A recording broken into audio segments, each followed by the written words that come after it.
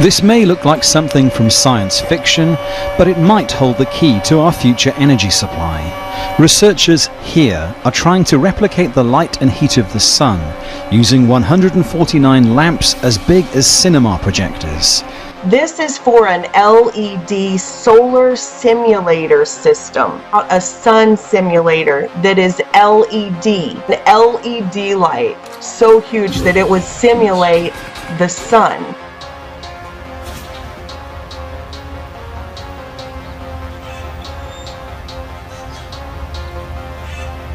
It was the patent for the NASA STAR program, where they were building, along with Bausch & Lomb, they were building a sun simulator.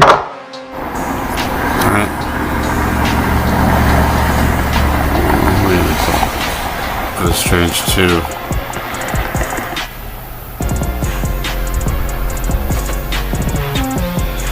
Which shows the fake sun. It shows the simulator, and I realized that there are sun simulators on the planet that they use to simulate the sun in underground bunkers, so forth and so on. The Beacon Project, or MAYAC, and it is, as you see here in this illustration, a large pyramid-shaped object, a reflective material that they say is made of a polymer that is thinner, 20 times thinner than a human hair.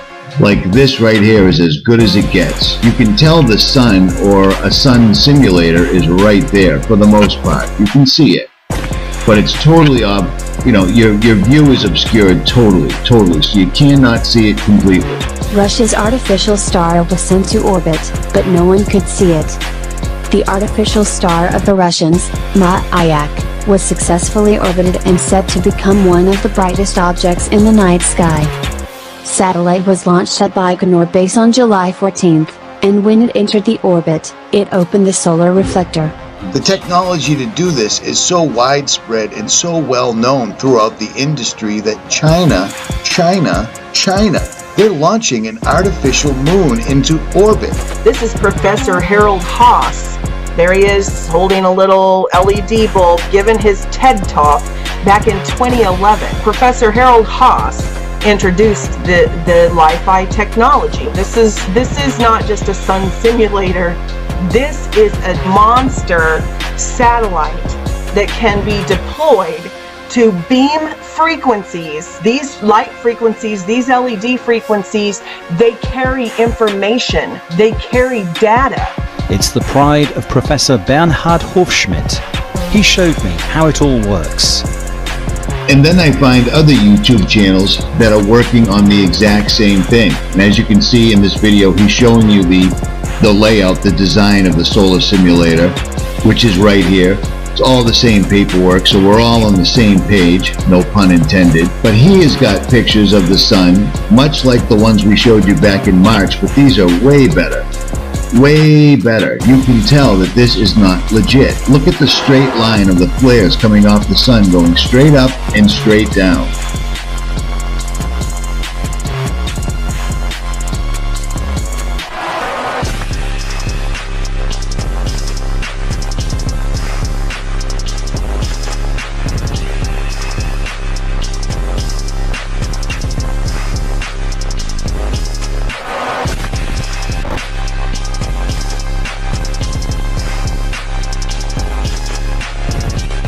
Researchers from China's Hefei Institutes of Physical Science reported its fusion reactor reached 100 million degrees Celsius, over 6 times the temperature of the sun's core. The reactor is called the Experimental Advanced Superconducting Tokamak, also known as the EAST.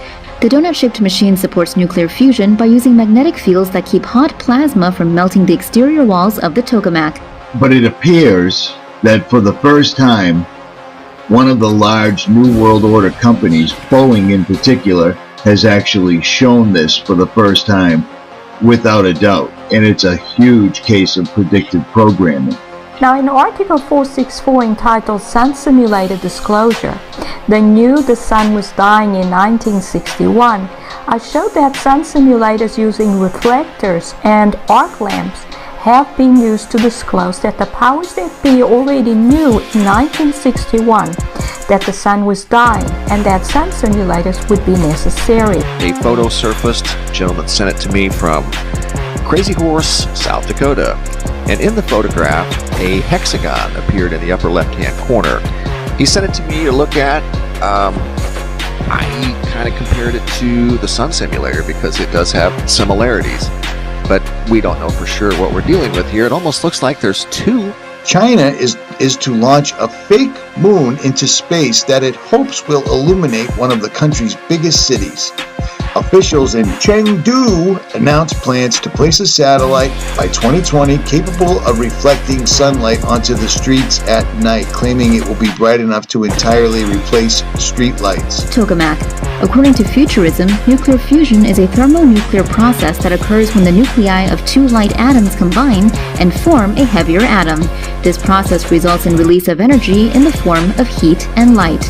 And since the large-scale chemtrail program started in 1998, it is very possible that the sun may have gone completely dark by 1998. It is then also possible that long before 1998 it was turning off for certain periods of time. In principle, one of the lamp is already what we call a solar furnace.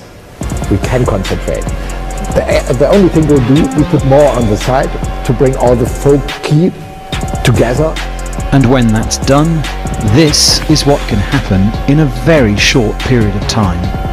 To give you an idea of exactly how much heat these lights can produce, this 20mm thick piece of aluminium was exposed to the light of just 30 lamps for just a few minutes. And as you can see, it burned right through. And in his video, he shows how you could use a magnifying glass to obscure an object. See that red ball? Well, with this shield in place, you can't see it at all. And I got a funny feeling that's exactly what they're doing. It explains an awful lot. You see the red ball?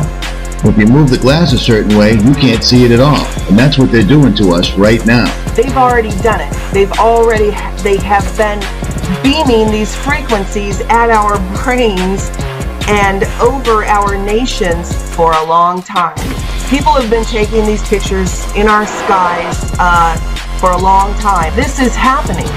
These satellites are deployed over our heads.